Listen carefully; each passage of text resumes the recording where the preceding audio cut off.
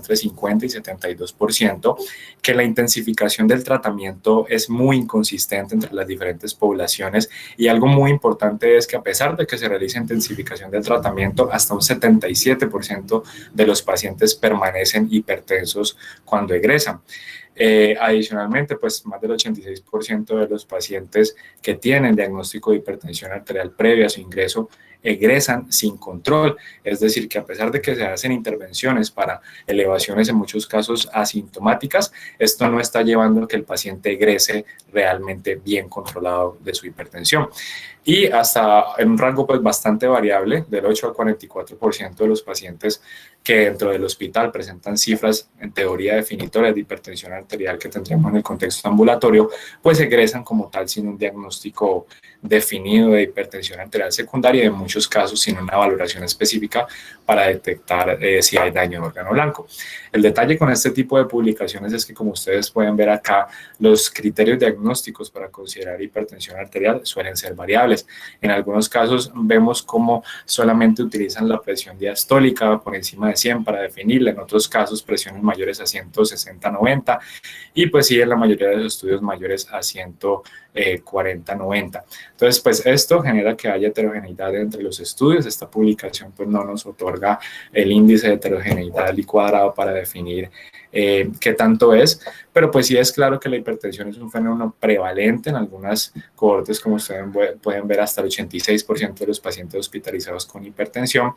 por lo que pues definitivamente la prevalencia es alta, pero la intensificación del tratamiento es inconsistente y así se haga, no están egresando los pacientes bien controlados de hospitalización. En una población un poco más similar a la nuestra, pues para tener en cuenta la validez externa de todo este tipo de publicaciones, encontramos esta publicación de Perú, una publicación del 2019, corta, un estudio transversal y observacional, donde solo evalúan 83 pacientes hospitalizados, de los cuales el 34% presentaba hipertensión arterial, la mayoría pues pacientes diabéticos, y de esos 34% que presenta hipertensión arterial, pues un escaso número, un 6 pacientes, correspondiente a un 26% de los pacientes no estaban controlados y no egresaron controlados de esta hospitalización, lo que pues aparenta ser un poco consecuente con los estudios más de mayor envergadura como el que acabamos de mencionar.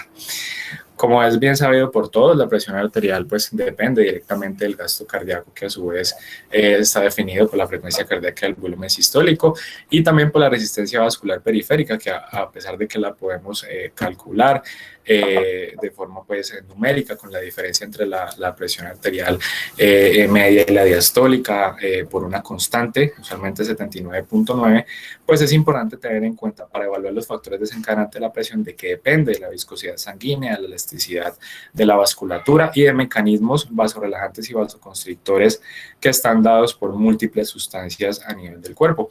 que puede involucrar entonces influencia sobre el gasto cardíaco, evidentemente la estimulación simpática, el sistema nervioso autónomo, la estimulación vagal, el retorno venoso,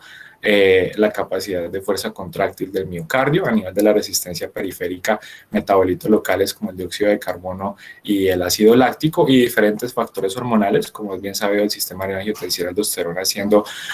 prácticamente el principal regulador de la presión arterial sistémica. Y también otros factores como la serotonina, el óxido nítrico, prostaglandinas, catecolaminas, sistema colinérgico, histamina y algunas otras aquí no mencionadas, como lo es el sistema de la bradicinina con su precursor el bradicinógeno, donde básicamente pues va a tener un efecto de vasodilatación. La insulina, por supuesto, también, que como sabemos puede activar el sistema nervioso autónomo y a su vez también inducir retención de sodio, y pues evidentemente el endotelio mediante la producción de óxido nítrico y endotelina como factores vasorelajantes y vasoconstrictores respectivamente. Como es bien sabido, pues a partir de los 55 años tiende a haber una elevación progresiva de la presión arterial sistólica y una caída de la presión arterial diastólica, lo cual es consistente a partir de esa edad, y esto básicamente se ve reflejado en la capacidad de menor distensión que va a tener la vasculatura, como lo es la aorta, presentando una mayor resistencia,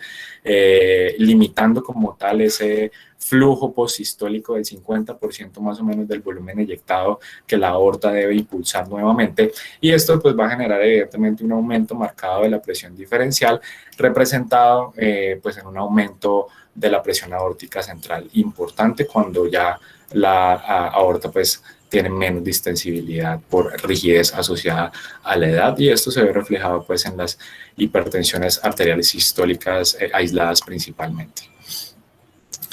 Entonces, pues, ¿qué nos puede llevar a un aumento del gasto cardíaco? Pues alteraciones en la contractilidad, aumento en la contractilidad y aumento de la precarga. En la parte de la contractilidad estaría básicamente el sistema nervioso autónomo mediante el influjo de la actividad simpática. En el aumento de la precarga, básicamente el exceso de cloruro de sodio que lleva pues a retención hidrosalina, aumento de la precarga, y esto también va a ir sumado a la actividad del sistema renina-angiotensina-aldosterona, que a su vez puede estar determinada por factores determinantes genéticos, diferentes pues, mutaciones, como lo sabemos, que también pueden llevar a la disminución de la secreción de péptidos natriuréticos y van a aumentar pues ese aumento en la precarga, que va a aumentar el gasto cardíaco. Por otra parte, pues algunas mutaciones, como saben, generan alteraciones principalmente a nivel de la membrana celular y de los canales iónicos, que pueden llevar a vasoconstricción funcional, de igual forma que la obesidad, el síndrome metabólico con resistencia a la insulina, como les mencionaba previamente, puede inducir actividad del sistema nervioso autónomo, vasoconstricción funcional, retención de sodio y evidentemente pues remodelado estructural con hipertrofia a nivel del miocardio, todo esto llevando aumento pues de la resistencia vascular periférica y por ende pues hipertensión. Entonces, a pesar de que en el paciente hospitalizado es bastante complicado cumplir con las recomendaciones de la OMS para una toma óptima de presión arterial, pues es claro que deberíamos tratar de realizarlo. Teniendo en cuenta pues las recomendaciones que ya sabemos del ambiente pues ameno y confortable para el paciente, con vejiga vacía, con pues estar relajado de 3 a 5 minutos previos a la toma. En el hospital, pues la literatura dice que de igual forma uno debería tomar las 2 últimas mediciones de las, a pesar de que no podemos casi nunca tener pues el brazo a nivel del corazón y utilizar dispositivos validados pues por la FDA para la toma digital de la presión arterial, pues en el ámbito hospitalario, de igual forma que en la oficina, en el consultorio, pues esto se debería realizar. Tener en cuenta para todos los dispositivos en el hospital también las recomendaciones que hace cada marca respecto a la cobertura del brazalete en el brazo de los pacientes, y pues tratar de cumplir con las recomendaciones para una toma ideal así el paciente esté pues en hospitalización. Es bien sabido pues la gran discusión en cuanto a la clasificación de la hipertensión arterial desde las guías de 2017, influidas pues por el estudio SPRING, que como saben pues un estudio que involucró pacientes mayores de 55 años con antecedente de enfermedad cardiovascular, pero sin ACV y sin ser diabéticos, derivado de lo cual la hipertensión resultó ser en más de 130-80 según las guías del 2017, al otro día despertando más de 35 millones de personas en Estados Unidos con diagnóstico de hipertensión. Posteriormente las guías europeas que vuelven y nos dan ese rango de 140-90, pero hacen la acotación de que idealmente en las metas deberíamos alcanzar el 130 si el paciente lo tolera. Y pues las guías del 2020, bien conocidas por todas, donde ya nos dan una clasificación más práctica y simple, donde nos dicen que la presión de hipertensión grado 1 es por encima de 140-159, de diastólica 90-99 y la hipertensión grado 2 mayor a 160 y o 100 milímetros de mercurio en el caso de la diastólica, sin hablar del grado 3 o ni siquiera pues mencionar la parte de la hipertensión sistólica aislada, que como sabemos pues es la sistólica por encima de 140 y la diastólica por debajo de 90 milímetros de mercurio. De igual forma el mapa, a pesar de que en el contexto intrahospitalario usualmente no lo utilizamos, podría ser importante en el contexto de sospecha de hipertensión arterial secundaria para definir ejemplos como el patrón no DIPIN asociado a la apnea del sueño y pues los criterios diagnósticos que ya conocemos, pues que no nos vamos a detener mucho en ello.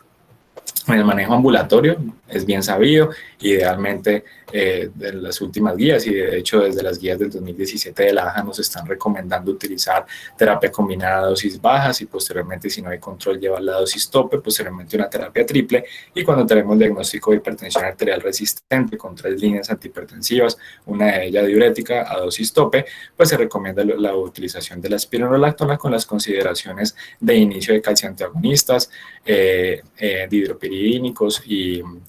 diuréticos tiazídicos para población, por ejemplo, afrodescendientes o pues los ARA o IECA para la población pues con antecedente de falla cardíaca y de igual forma pues para los pacientes con nefropatía diabética. Teniendo en cuenta pues el cuadro de las metas de la guía europea del 2018, como lo estábamos mencionando anteriormente, en la mayoría de los pacientes entre 18 y 65 años, hipertensos y diabéticos, idealmente si el paciente tolera, deberíamos estar haciendo como 130 objetivo, pero por debajo de eso hasta 120 si el paciente lo tolera. En la enfermedad renal crónica hasta 140 y llevar a 130 si el paciente lo tolera. Enfermedad coronaria de igual forma que en la diabetes, al igual que en los pacientes con stroke. Y tener en cuenta en los pacientes adultos mayores, donde desde el séptimo comité trabajamos con el 150-90, pues ya debemos tener en cuenta que los pacientes adultos mayores hay que llevarles la diastólica nunca por debajo de 70, pero sí idealmente por debajo de 80 en la mayoría de escenarios como lo podemos observar acá. En el contexto agudo de una hipertensión aguda severa, lo que conocemos como las crisis hipertensivas, pues también hay que tener clara la clasificación en el contexto de un paciente principalmente a su ingreso hospitalario. Como sabemos, está definida por cifras por encima de 180, 120 e inmediatamente debemos buscar si hay hallazgos de daño de órgano blanco mediado por hipertensión. Como saben, a nivel cerebral, pues ACV isquémico o ACV hemorrágico, o la encefalopatía posterior reversible, a nivel de la fundoscopia, hemorragias, exudados o papiledema, a nivel cardíaco, pues descompensación de falla cardíaca o síndromes coronarios, disección aórtica, lesión renal aguda o pues microangiopatías a nivel de la microvasculatura. En caso de no presentarlo, pues debemos nuevamente confirmar,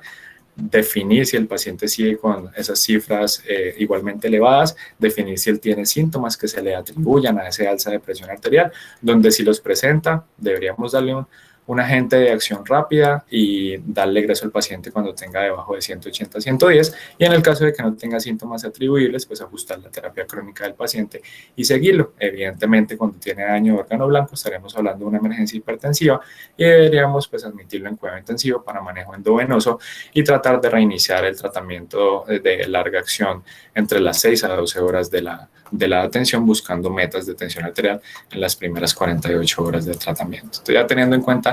el aspecto ambulatorio del manejo y el aspecto agudo de las crisis hipertensivas. Cuando tenemos en el hospital un paciente con hipertensión, debemos siempre preguntarnos qué posibles causas o factores pueden estar llevando a que le esté presentando. Técnica inadecuada para medir la presión arterial, dolor y ansiedad muy frecuente en estos pacientes, sobrecarga hídrica, medicamentos como los AINES o los esteroides, que haya equivocaciones en la conciliación medicamentosa y que el paciente no esté recibiendo su manejo de base, la abstinencia al alcohol, lesión renal aguda de diferente índole, aumento de la presión intracraneal, dificultad respiratoria, apnea obstructiva del sueño, retención urinaria, entre otros diversos factores que diariamente vemos en los pacientes que pueden desencadenar hipertensiones, principalmente de predominio aislados y no tan persistentes en el tiempo y en los días. Por eso siempre debemos preguntarnos cuáles son las causas potencialmente corregibles y tratar de hacerlo. Si el paciente no viene con su medicamento desde casa, pues restituirlo, en especial si está tomando beta bloqueadores o clonidina para, pues como sabemos, evitar ese efecto de rebote ante la suspensión abrupta. Pacientes que tengan hipertensión severa no tratada asintomática, pues iniciar medicamento de larga acción y en especial si hay evidencia de que el paciente previamente en otras instancias o de forma ambulatoria ha tenido cifras de presión arterial elevada, medicamentos que hayan sido suspendidos por alguna razón y no tengan contraindicación para reinicio, reiniciarlos, adecuado control del dolor, evitar la sobrecarga hídrica si es necesario, pues con manejo mediante diuréticos y siempre evitar la parte de los AINES o medicamentos con alto contenido de sodio. Siempre, si es posible, en la terapia de corticoides, aunque usualmente no lo es, pues tratar de buscar una terapia alternativa, manejar las cuestiones del estrés, ansiedad que estén asociadas pues a la hospitalización y tener siempre en cuenta la parte de los síndromes de abstinencia, la suspensión abrupta de sustancias psicotrópicas, cocaína, anfetaminas, alcohol, marihuana, incluso el cigarrillo, donde pues deberíamos tratar de instaurar un manejo farmacológico para ello o el manejo multidisciplinario pues con otra especialidad. Teniendo en cuenta eso, siempre, digamos, ante una elevación persistente en el paciente dentro del hospital, hay que evaluar el paciente para ver si no tenemos nada que nos oriente a una posible causa secundaria de dicha hipertensión, donde, como lo sabemos, usualmente nos encontramos a la apnea obstructiva del sueño, enfermedades primarias del parénquima renal, en menor frecuencia ya el hiperaldosteronismo, el feocromocitoma, el Cushing y pues la estenosis del istmo aórtico, principalmente en pacientes que dentro del hospital tengan cifras persistentes de presión arterial elevada, principalmente por encima de 180 a 110, o que tengan antecedente de forma ambulatorio de sospecha pues, de hipertensión arterial secundarias para de esta forma realizar los estudios y las pruebas confirmatorias pertinentes dependiendo del caso. En el hospital entonces hay que tener en cuenta varias consideraciones. Como le habíamos dicho, no siempre es posible adherirse a las recomendaciones de toma óptima y mediciones ideales de la presión arterial, aunque digamos se sabe que hay muchos factores como los que acabamos de mencionar que pueden elevarle la presión arterial al paciente hospitalizado. No siempre evaluamos, no siempre el personal médico busca esos factores y busca corregirlos antes de iniciar o ajustar o intensificar un tratamiento para la presión arterial. Y de igual forma, como lo mencionamos al principio, un enfoque basado solamente en umbrales numéricos de hipertensión arterial hace que se ignoren las recomendaciones sobre evaluar los factores precipitantes y nos lleva a instaurar un tratamiento o a intensificar un tratamiento de una forma mucho más rápida, en muchos casos no necesaria, si evaluamos el paciente solo por umbrales numéricos pues, de cifras de presión arterial. En el 2011 se publica ese artículo muy conocido que tiene realmente un nombre que nos refleja la situación actual de la evidencia del manejo de la hipertensión del paciente hospitalizado, una laguna en las guías de práctica clínica, donde básicamente se le preguntó a más de 130 médicos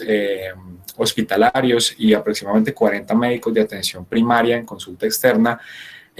si ante una cifra de presión arterial elevada remitirían el paciente a la UCI y cuál sería esa cifra de presión arterial con la que ellos definirían esa remisión, independientemente de si el paciente tiene síntomas, daño de órgano blanco o no. De los que respondieron que sí enviarían el paciente a la UCI, 32% de los médicos hospitalarios y 38% de los médicos de atención primaria ambulatoria, con cifras que van de las sistólicas de 193 a 210 y diastólicas de 110 a 117. Uno podría decir, listo, son cifras por encima de 180 a 110, pero cuando se les pregunta cuál sería el valor de cifra sistólica y diastólica para cambiar la terapia o intensificar la terapia, observamos que son cifras mucho menores, 161, 170, 151, 160 y en la diastólica 101,5, valores por debajo de 180 y 110, donde los médicos estarían definiendo una intensificación o cambio en la terapia antihipertensiva independientemente de la valoración clínica o de factores precipitantes que puedan estar llevando pues, a la hipertensión arterial en el hospitalizado. Muy bien conocida esta publicación reciente, publicada en diciembre del año pasado, donde básicamente se buscó evaluar en una cohorte grande, de las más grandes que se han descrito al respecto, cuáles son los desenlaces en pacientes hospitalizados a los que se les interviene la presión arterial, siempre y cuando hayan ingresado por causas no cardíacas. Entonces, una cohorte retrospectiva realizada en el 2017 en todos los 12 meses, donde buscó pues, determinar cuál es la respuesta del personal clínico ante las cifras elevadas de presión arterial. Evidentemente, se excluyeron todos los diagnósticos cardiovasculares, pero de ingreso, es decir, pacientes que tenían antecedente de enfermedad coronaria, stroke, de falla cardíaca, de igual forma podían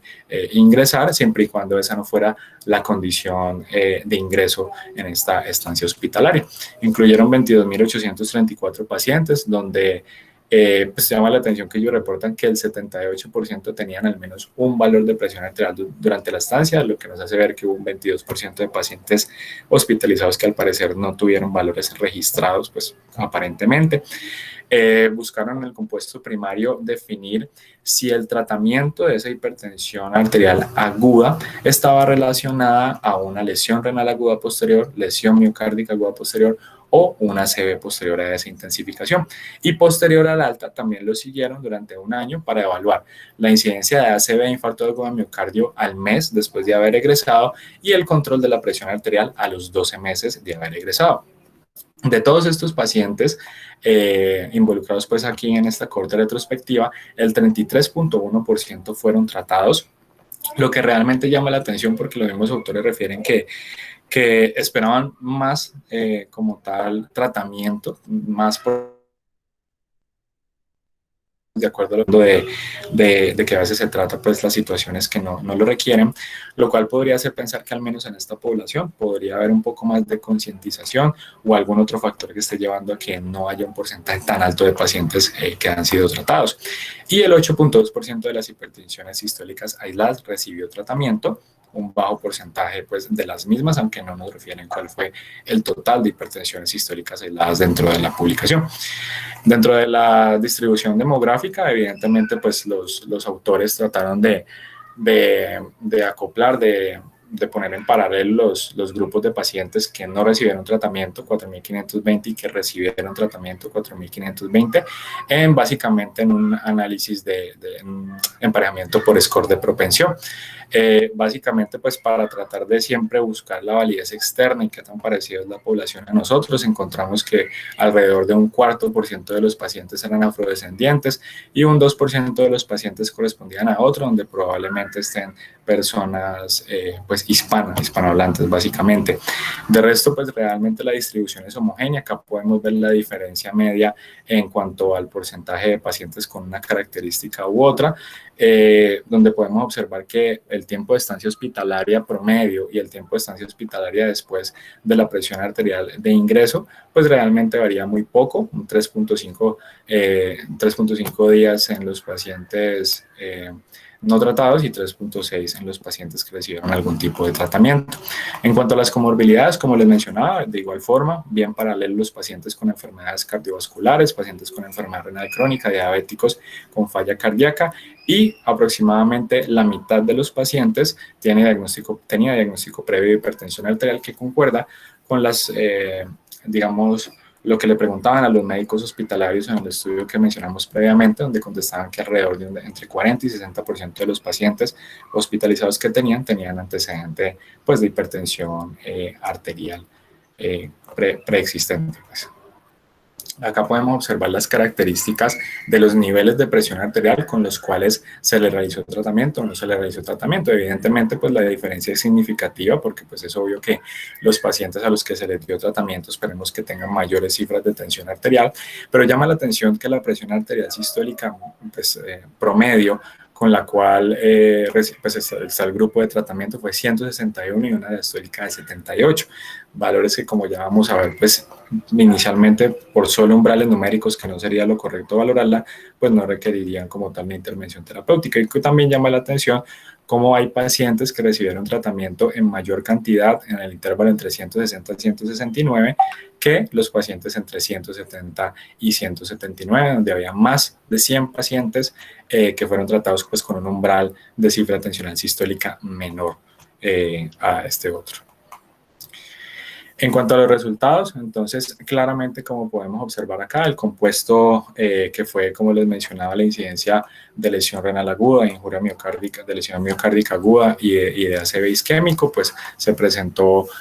mucho más en los pacientes que fueron tratados, 499 pacientes respecto a 371, logrando pues una diferencia estadísticamente significativa. Llama la atención que para el riesgo de stroke en cuanto al individual no hubo diferencia, pero sí para el riesgo de lesión renal aguda y de lesión miocárdica aguda con significancia para ambos individuales. Y en cuanto al tiempo de estancia promedio después de la primera cifra tensional que fue medida pues, al ingreso hospitalario, realmente en ese tiempo de estancia no hubo como tal pues, una diferencia. Entonces, como mensaje claro, pues realmente el tratarlos en el hospital pues genera mayores tasas de lesión renal aguda e injuria miocárdica, pero sin diferencias en cuanto a la estancia hospitalaria.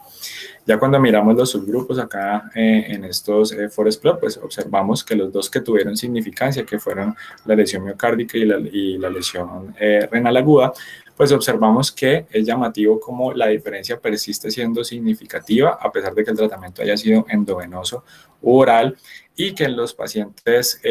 donde se les trataron umbrales de presión arterial mucho más altos, tuvieron o tendieron a tener pues más eventos del compuesto específicamente de este individual, que es la lesión miocárdica aguda. Y en cuanto a la lesión renal aguda, pues sí es consistente, así ya sea endovenoso, sea oral el tratamiento, pero en los pacientes que fueron tratados con cifras tensionales mayores a 200, pues realmente sí no pudimos determinar, como ustedes pueden observar acá atraviesa la unidad, no podemos determinar que sea pues significativo ese individual en ese subgrupo de pacientes. Acá podemos observar ya los resultados de los pacientes posterior pues al alta de los mismos. Observamos que en cuanto al número de mediciones de presión arterial, donde uno se esperaría que los que recibieron intensificación del tratamiento, que fueron más de 1.300, pues tuvieran en teoría mayor número de mediciones o mayor número de controles al alta, pero realmente no hay diferencia con los pacientes que no recibieron intensificación del tratamiento. De hecho, ellos tuvieron más mediciones como tal. En promedio, la proporción de pacientes al alta por encima de 140 y 190 no tuvo una diferencia significativa, si se hubiese intensificado o no intensificado el tratamiento. Tampoco hubo una diferencia entre los cambios desde la presión arterial de ingreso hasta la presión arterial de egreso, así hubieran o no recibido tratamiento. Y pues en lo que buscaba medir a los 30 días, pues realmente no hubo diferencias en la incidencia de infarto agudo de miocardio ni en la incidencia de stroke para aquellos pacientes que se les intensificó el tratamiento antes de egresar. Por ende, los autores concluyen que en esta cohorte retrospectiva la hipertensión fue común entre los pacientes médicos hospitalizados de causa no cardíaca, pero la intensificación del tratamiento realmente no lo fue. Evidentemente, tratar a estos pacientes que no tienen signos de daño de órgano blanco se asoció con peores resultados, específicamente lesión renal y lesión miocárdica aguda.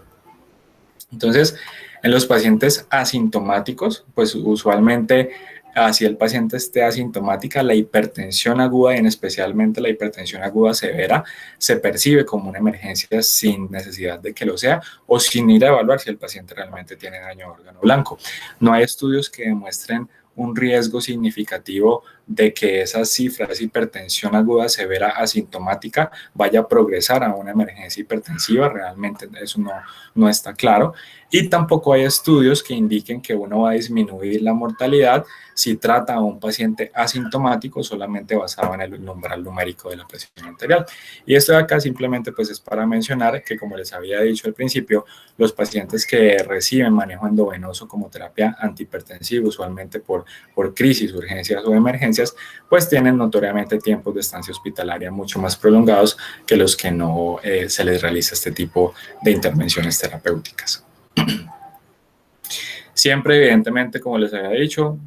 verificar la toma correcta, que no tenga lesión de órgano blanco, y no solamente la lesión establecida, sino riesgo de lesión de órgano blanco, los factores precipitantes, cuál ha sido el cambio de la presión arterial respecto a con la que el paciente ingresó o a la que el paciente tenía días previos, y la rapidez con la que esas cifras tensionales han subido, específicamente también para determinar la persistencia en términos de días, si esas cifras pues, son persistentemente elevadas, y definir para cada paciente pues, un objetivo específico como tal de tratamiento. ¿Existe el daño de órgano blanco asintomático? Pues evidentemente sí existe el daño de órgano blanco asintomático. ¿Qué signos clínicos nos pueden llevar a pensar en que lo esté presentando sin tener síntomas evidentes? Que tenga presión de pulso, especialmente en un paciente anciano mayor a 60 milímetros de mercurio, que tenga velocidades a nivel de la onda de pulso de carótida femoral mayores a 10 metros por segundo, hipertrofia ventricular izquierdo, signos electrocardiográficos de hipertrofia ventricular y signos ecocardiográficos, básicamente la masa del ventrículo izquierdo, la retinopatía avanzada, que sí la podemos evidenciar pues al examen físico, que lamentablemente nunca, pues en muy pocas ocasiones se ve que se haga rutinariamente. El índice tobillo-brazo por debajo de 0,9, que nos indicaría específicamente enfermedad arterial periférica. La enfermedad renal crónica, específicamente aquellos pacientes que tienen tasas por debajo de 60 milímetros por minuto, y la evidencia de microalbuminuria como reflejo pues de lesión a nivel microvascular, muy probablemente sistémica como tal. Entonces estos parámetros nos pueden ayudar para definir el daño de órgano blanco en pacientes pues asintomáticos.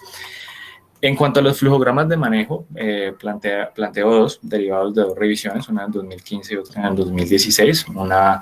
canadiense y la otra alemana, si no estoy mal, donde básicamente nos dicen, bueno, si usted tiene hipertensión en el paciente hospitalizado, chequee esta lista de estudios y de valoración integral con examen físico para definir si hay daño de órgano blanco, y con eso pues tratar de ver si el paciente tiene una emergencia hipertensiva, donde sabemos que el tratamiento pues es emergente. En el caso de que no la presente y toda esta lista pues tengamos normalidad, no haya daño de órgano blanco, nuevamente deberíamos chequear las cifras de presión arterial,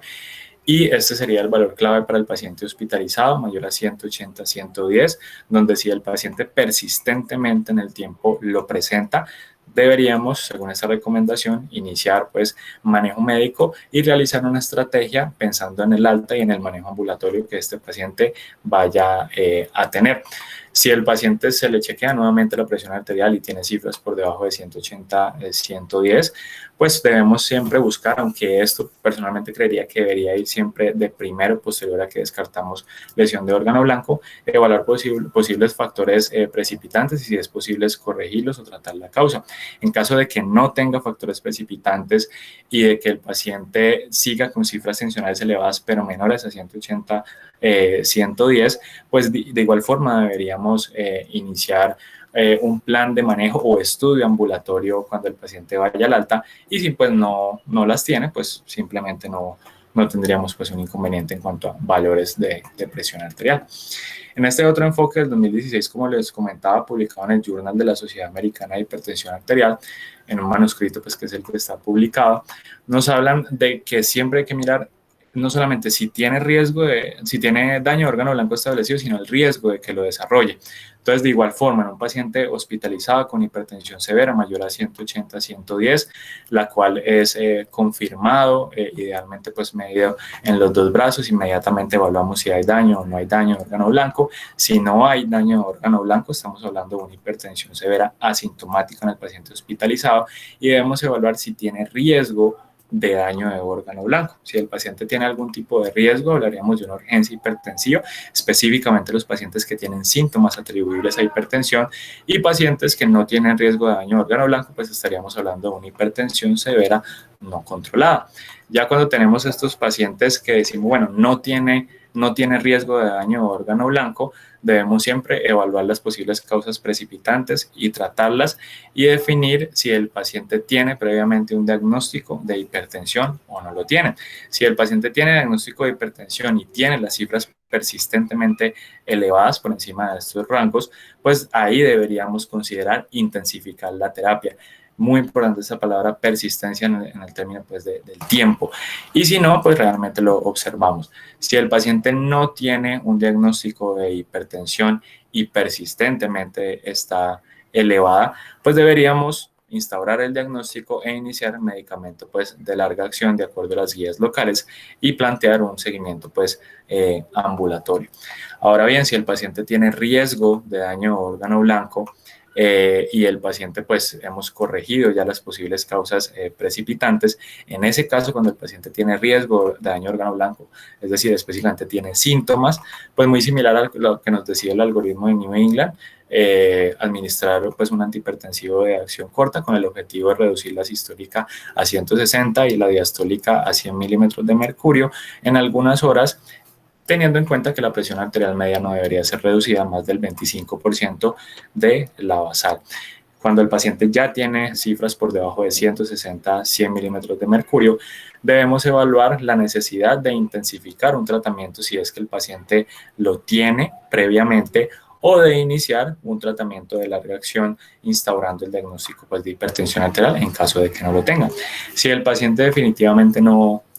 se le logra bajar la presión con ese antihipertensivo de acción corta por debajo de 160 a 110, pues nuevamente deberíamos revalorar la existencia de daño de órgano blanco mediado por hipertensión, agregar otro antihipertensivo de acción corta y evidentemente considerar la intensificación de la terapia preexistente o el inicio de una terapia de larga acción si es que el paciente no tenía previamente dicho tratamiento. Siempre tener en cuenta los fármacos disponibles, específicamente los efectos adversos comunes, como es bien conocido en la parte de los IECA y los ARA2, en la parte de la hipercalemia, las contraindicaciones pues en la insuria renal aguda, en la parte de los IECAs, como saben, pues la tos y la contraindicación en pacientes con estenosis de arteria renal, principalmente en los IECAs, como saben, el riesgo de angioedema y ambos tipos de medicamentos pues contraindicados en la gestación por efecto teratogénico. En cuanto a las tiazidas, específicamente los trastornos hidroelectrolíticos, principalmente en adultos mayores, y en cuanto a los calcioantagonistas, principalmente los dihidropirínicos, pues básicamente la constipación y el edema de miembros inferiores. Tener siempre en cuenta cuando vamos a agregar terapias de larga acción o cuando planteamos ya el egreso del paciente que hemos logrado bajar a menos de 160 a 100, pues tener en cuenta las enfermedades subyacentes para de esta forma hacer una terapia antihipertensiva dirigida que pues permita, de acuerdo a la evidencia por guías, pues disminuir mortalidad o disminuir el riesgo de hospitalizaciones en escenarios específicamente como el síndrome metabólico o la nefropatía con proteinura, enfermedad renal diabética para el uso de ARA2 o IECA, la insuficiencia cardíaca pues para el uso de los IECA de ARA2, diuréticos y beta bloqueantes, y pues la hipertrofia ventricular para el uso de antagonistas de receptores mineralocorticoides, IECA o ARA2, y también calcioantagonistas con las terapias adicionales pues, que aquí podemos observar. Por último, algo corto sobre el manejo perioperatorio de los pacientes. Es de anotar que esta recomendación la hace la guía europea, pero es basado realmente en datos de pacientes ambulatorios, pero que uno pues no habiendo, digamos, más evidencia fuerte sobre el manejo preoperatorio específicamente en el paciente hospitalizado, pues podemos extrapolar algunas recomendaciones. Es muy importante que en el paciente que vaya a ir a cirugía y que tenga hipertensión arterial o que tenga cifras de tensión arterial elevadas, le evaluemos si hay daño de órgano blanco y le evaluemos el riesgo cardiovascular. Si bien la hipertensión arterial no se ha determinado como un factor de riesgo para complicaciones cardiovasculares postoperatorias, sí es importante definir si hay daño de órgano blanco preexistente, porque la misma cirugía pues, puede agravar el mismo. Importante también con clase 1 evitar las fluctuaciones de la presión arterial en el periodo perioperatorio. De hecho, se han hecho estudios específicamente en pacientes que van a cirugía abdominal pero electiva, donde si uno mantiene un rango de diferencia o de variación de la presión arterial menor a 10% se ha asociado con menos complicaciones en el posoperatorio. También con nivel de evidencia 1, como le hemos dicho al principio, evitar descontinuar medicamentos como los beta bloqueadores y la clonidina, específicamente pues ya en el periodo perioperatorio también. Las cirugías no deberían ser diferidas en pacientes con hipertensión arterial por debajo de 180 a 110, es decir, grado 1 o grado 2 no sería un criterio para diferir la cirugía. Como sabemos, pues lo que les decía de los antihipertensivos de acción central, y considerar en los pacientes con hipertensión que van a ir a cirugía no cardíaca la descontinuación transitoria de bloqueadores del sistema renina-angiotensina-aldosterona en el periodo perioperatorio, aunque pues realmente eso debe ser individualizado y dependiendo también del riesgo quirúrgico y la existencia o no pues, de daño órgano blanco. Como conclusiones de la presentación, pues la hipertensión arterial en el paciente hospitalizado es un llamado a la atención, pero no siempre a la acción, no siempre a la intervención y la intensificación. Debemos siempre individualizar la estrategia diagnóstica terapéutica y objetivos de seguimiento individual para nuestros pacientes, tener siempre muy en cuenta todos estos posibles factores precipitantes que hablamos desde el dolor hasta la retención urinaria que pueden generar excursiones de hipertensión aisladas, y se requiere una evidencia definitivamente más sólida para guiar el tratamiento en este grupo de pacientes pues, hospitalizados. Muchas gracias. Bueno, José, muy bien. Yo creo que este es un tema crítico para nosotros, los médicos internistas, porque es del pan de cada día que estamos respondiendo interconsultas para manejo de la presión, sobre todo en aquellos pacientes que van a un procedimiento quirúrgico o que están por alguna otra causa en estancia hospitalaria, y pues además que el internista es el que siempre trata de responder a estos llamados de las otras especialidades. Yo sí tengo varias cosas para anotar, y lo primero es que hay que aclarar que desde hace muchos años han tratado de llevar una definición para hipertensión arterial en el paciente hospitalizado, y lo que hemos logrado, lo que han logrado las sociedades es extrapolar las cifras tensionales del paciente ambulatorio para hacer su diagnóstico. En el caso hospitalario asumimos que hipertensión es aquel que se compacta al uso de esas guías. Entonces hay una brecha importante porque hay pacientes, pues sobre todo mujeres que son hipotensas, pues no hipotensas, está mal dicho, pero sí manejan cifras tensionales bajas, y el hecho de que esos pacientes empiezan a manejar, digamos, unas cifras en un estado de prehipertensión, como el ambulatorio en la estancia hospitalaria, puede significar para ellas hipertensión. Entonces, yo creo que todavía hay una brecha importante en este punto. Las guías no son claras de cuándo tratarlas o no. Siempre han habido recomendaciones desde el año 2001, donde dieron varias publicaciones sobre cuándo deberíamos tratar a estos pacientes. Y yo creo que lo más importante es en aquel paciente que no es hipertenso previo, es que, o que es hipertenso, es que miremos si hay un compromiso en órgano o no, y sobre todo que ese compromiso sea agudo, porque tenemos que mirar que esta presión esté haciendo un daño agudo en el órgano para tener una meta de presión y poderla llevar a bajar. Pues es que siempre y casi siempre, en la práctica clínica vamos a encontrar hipertensos, sobre todo en aquellos pacientes que están bajo manejo quirúrgico. Y una de las cosas más importantes es buscar un precipitante no asociado a la hipertensión, sino más bien como hipertensión resultado de algo más. Entonces siempre tenemos que tratar de discernir eso como causa de hipertensión para poder dar un manejo, porque no es dar antihipertensivo, sino manejar la causa que lo está llevando a la hipertensión. Y yo creo que hay que, en el momento de utilizarlo, una vez miremos quién es el paciente, es perfilar el paciente para saber qué tratamiento antihipertensivo le damos, y sobre todo aquellos que tienen hipertensión arterial catalogada como severa. Y una cosa más, los pacientes que le iniciamos hipertensión, ese artículo de JAMA me gusta que proyectaste, y es que a los pacientes que le dieron tratamiento, uno, aumentaron la estancia hospitalaria, y dos, hubo más efectos secundarios asociados al manejo del niño. Entonces hay que saber a quién estamos dando esto. Y un clásico en los cuales me he enfrentado últimamente son las pacientes preclánticas y la interconsulta por preeclampsia de estos pacientes, donde ya después ingresan en hipotensión, y a tratarle de quitar una gama de antihipertensivos que le ponen otras especialidades, ellos buscando como meta tratar de manejar pues su presión. Bueno, yo no tengo nada más que opinar. Yo tengo que felicitarte, Mauro. Hiciste una muy buena revisión. Y esto es un problema de todos los días del médico internista. ¿Alguien del auditorio o de la reunión tiene preguntas?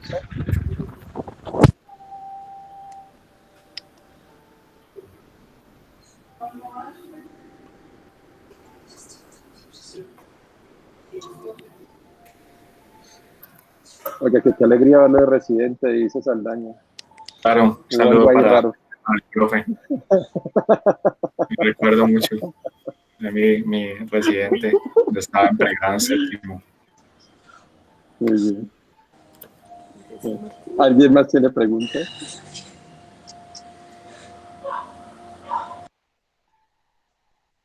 Bueno, no habiendo más preguntas, no habiendo preguntas, o alguien quiere aportar algo. Hola, profe, buenas noches. ¿Qué más, Felipe? ¿Cómo vas? Bien, profe, ¿qué hubo, Mauro? Más. Muy chévere, gracias. Profe, gracias. O ahí qué pena, llegué un poco tarde, no alcancé a escuchar, no sé si lo habrás de pronto hablado al inicio o para el profe Martín ahí. Siempre hemos tenido como ese afán de bajar rápido la presión cuando el paciente está hospitalizado, pero ¿qué nos recomiendan en cuanto a la espera del tiempo para realizar ajustes de los antihipertensivos en el ámbito intrahospitalario? A veces uno coloca un antihipertensivo y en la noche o al otro día en la mañana está en ese afán de seguir aumentando.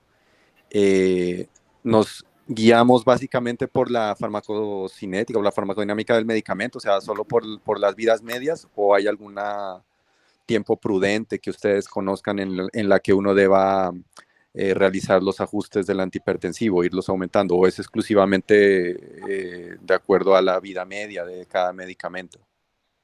Pues realmente es cuanto a la persistencia de las cifras tensionales por fuera de metas. Como lo vimos en el primer algoritmo, paciente con persistencia de tensión arterial sobre 180-110, donde hemos descartado factores precipitantes, hemos descartado daño de órgano blanco y no tiene síntomas que nos hagan pensar en riesgo de daño de órgano blanco. Si esas cifras por encima de ese valor son persistentes en el tiempo, que realmente pues ninguna de las revisiones que tuve la oportunidad de ver mencionan en días cuántos días tiene que estar la presión, pues ahí es donde deberíamos hacer la intensificación.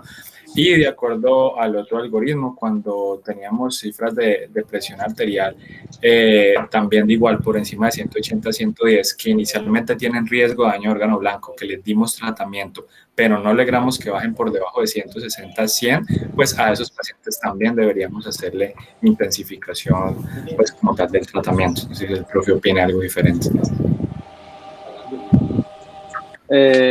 Bueno, mira que cuando uno se pone a revisar este tema, no hay algo que le diga a uno con qué rapidez hay que dar los antihipertensivos, y yo creo que eso es un problema. Voy a decir aquí algo, ese es un problema que tienen las otras especialidades en el momento de usar los antihipertensivos, y es que creen que entre más antihipertensivos le dan o no llegar a una meta rápidamente, se vuelve estresante para ellos y hace que estén sobredosificados estos pacientes, y nos llegan, como lo hemos visto, en hipotensión, pues nuevamente por urgencia. Entonces, para la respuesta de Juan Felipe, no hay una meta, digamos, para tratar de manejar rápidamente estos pacientes. Es inteligente tratarlo de usar por la farmacocinética del mismo, y hay una cosa que es importante: recuerde siempre perfilar a su paciente. O sea, hay que recordar siempre que este paciente no tiene daño de órgano blanco, porque ahí sí ya nos enfrentamos a una meta, y ahí sí ya nos enfrentamos a un punto para llevarlo rápidamente a bajar la presión. Pero de resto no hay,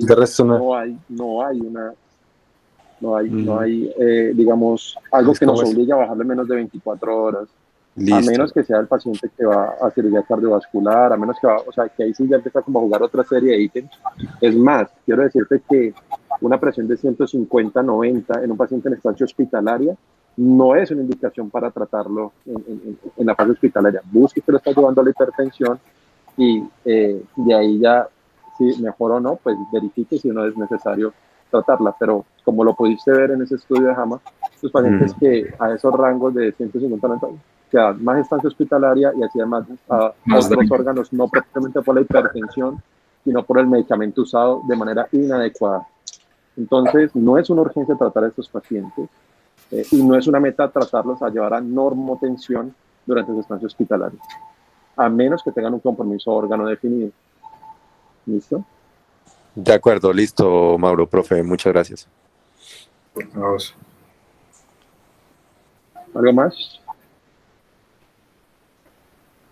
Bueno, Mauro, nada, felicitaciones, y bueno, yo creo que nos vemos en una próxima oportunidad. Bueno, chao muchachos, que pasen buena noche. Muchas gracias por asistir. Gracias a todos, que estén muy bien, hasta luego.